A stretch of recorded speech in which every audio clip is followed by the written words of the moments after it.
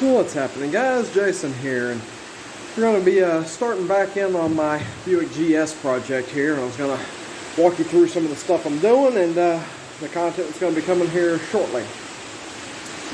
So, first things first is got my sail panels installed. I'm waiting on new dome lights to come in because these are broke, but I got all that and everything's set up, so the inside's looking pretty good. Then I was moving on to the HVAC system because I'm probably going to be putting air conditioning on it before too terribly long. And I hooked up the switch and everything and couldn't really find it, or the blower motor wasn't working. So looked at where the blower motor is, and they hid the thing behind the fender. So the whole freaking fender's got to come off to get at it and all that stuff, which we have this guy over here, and we're going to be doing some of the rust repair because, yeah, that stuff. And I've also still had some leaks into the car, and I did a little bit of Googling, figured out that this area right here, all through here, the factory seam sealer crumbles and it leaks in, and sure enough, water was going in right there and draining directly into the car, and it's going to be doing it on that side. So I was coming along, and the blower motor here thought it was bad, and jumped power from over here to it, and it kicked right on, and started tracing the wires back, and I had this thing sparking horrendously, and apparently this is part of the blower motor resistor setup because one of the wires comes over to there. So at least I know where that is and all that, and I think I might have a brand new blower motor for that thing. I'll have to dig through my parts, but may wind up going ahead and changing this guy out anyway.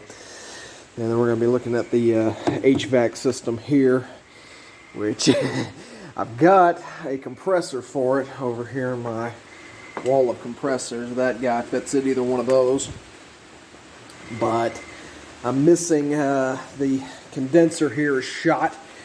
This guy right here is shot, and I'm missing all the lines that go to it. So I may wind up having to bite the bullet and just go with an aftermarket air kit on here. But yeah, for right now I'm going to be taking this other fender off over here, which now that I know how it's done, not really a horrible job. It looks worse than it is. So yeah, that's what we're going to be doing. So hang with me. Alright, so first things second here, we're going to be taking the headlight bucket out, which is just a couple of Phillip head screws right here, and then this whole assembly comes out.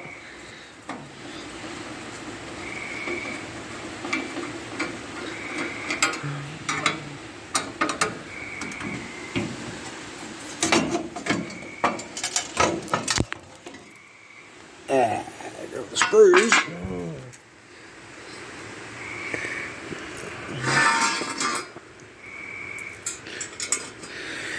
Okay, and that leads to bolts up in here, which are kind of hard to see with my current lighting situation.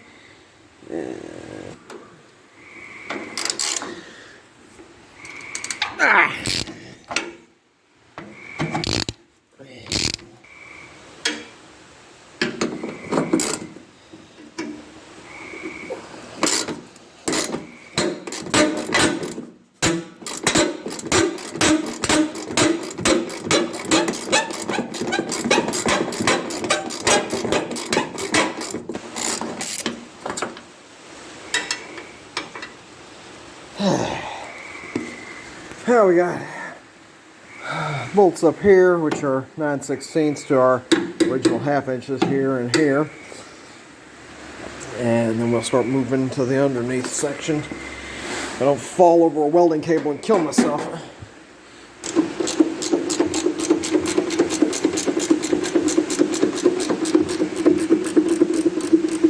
Yeah, I'm going to get rid of some of this boring stuff. I'll be back. So next up is this bolt right here, just inside the door.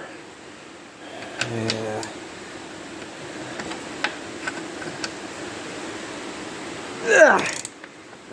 Give it a crank. I'm going to go on a limb and say the passenger side fender has been off this car in the past because everything was a lot looser than this. This side's very tight. So somebody may be in there diagnosing the HVAC system before.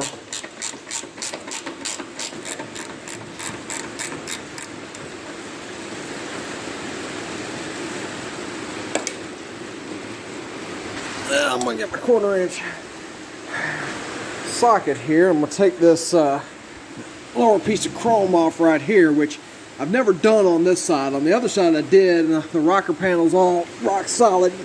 I've never taken it off on this side, so here's hoping. Okay, so obscene number of screws later. Let's give this guy a little pull, and you can see how these cars rust so bad. Yeah.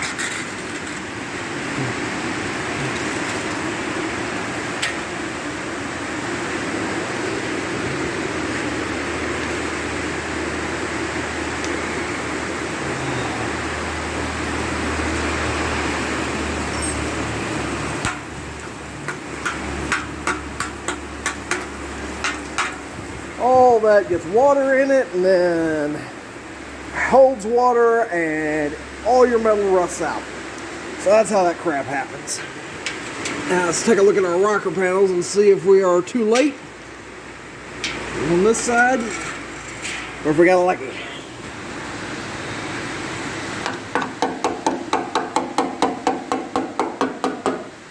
Solid. So nice. And you can see the fender, what we're going to be repairing here. This side is significantly worse than the passenger side, but worst case scenario, they make patch panels that are this whole section. I may wind up buying those. We'll see. Phillip head screws to take this guy off.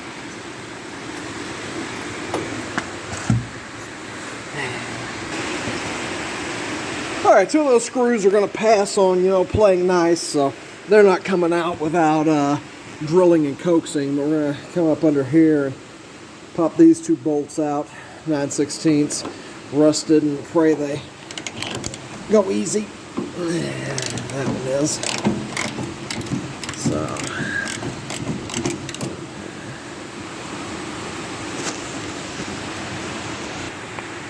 So the one thing I prayed wouldn't happen, happened. The captive nut up in there broke loose from rust. Because it's not welded, they're just put in with these stupid little metal tabs. And now it don't want to come out. So I get to put you down here, and I get to try to wedge a screwdriver in and get some downward force on it. Okay. Try to get it to break loose.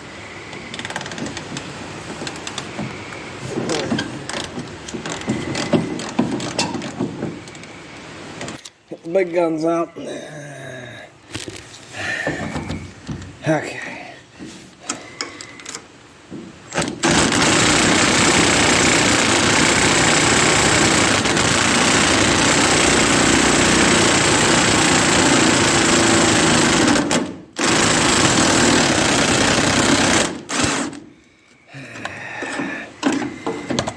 Nope, not gonna go.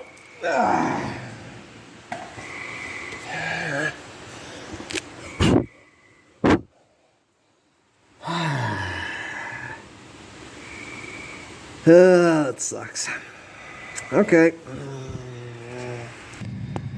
Okay, did exactly what I didn't want to have to do, and that was get the Dremel and lop its head clean off, but yeah, no other option in that particular case. I'll fix it later. So now the fender's pretty much ready to come off, except for the inner fender liner, which, again, I had captive nut issues on the other side. Hoping I don't have them on this side, but basically just a whole crap load of 1/2-inch bolts all the way around the rim, and then a whole crap load more up there. So pop those guys off, and hopefully the inner fender well will stay in and I can get the fender off. Otherwise, I'll take them as a unit. But yeah, there we go. Okay, so our final little problem are the bumper here has to come loose and down so the fender can swivel out over here. So all that really is just 2 bolts. They're 3/4. They're in there, and unfortunately they are not the types of bolts that are captive. You got to get a 3/4 wrench on them too. So you just basically Up under here, you slide the wrench in and get them on the bolts, and you're good to go. So it takes both hands to do it. You can't see it anyway, so I'm going to pop those guys out, slide this bumper out, and get this fender off. Okay, so I loosened off the back bolt, and that bumper almost crushed my dome for me. Didn't realize that was the only thing holding it on, but it is. So, yeah. Anyway, it's out of the way enough now that I should be able to get the fender off, and it should just, you see how loose it is. Provided I got everything free, it should just pop out of there. So, we'll find out. Well, it wasn't what I would call simple. This thing really doesn't like to stay behind, but off she came, and I'll definitely be taking this guy off because it needs to be painted anyway. But I just didn't want to have to mess with it with everything attached, but it'll come off. So here's what, aside from the rust on there, here's the reason why I'm in here. You see this stuff, how easy it flakes off all the way through. That is where water is getting in the car. And again, right there.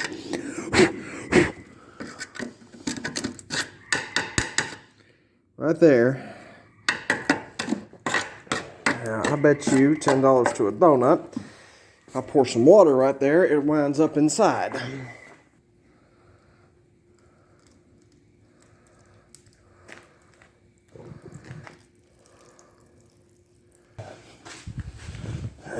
Let's see if we're getting the water pooling that I've been noticing and cannot find.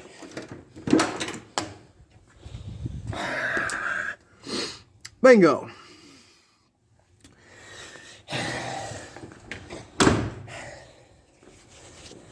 So that right there is the final bit of water getting inside the car.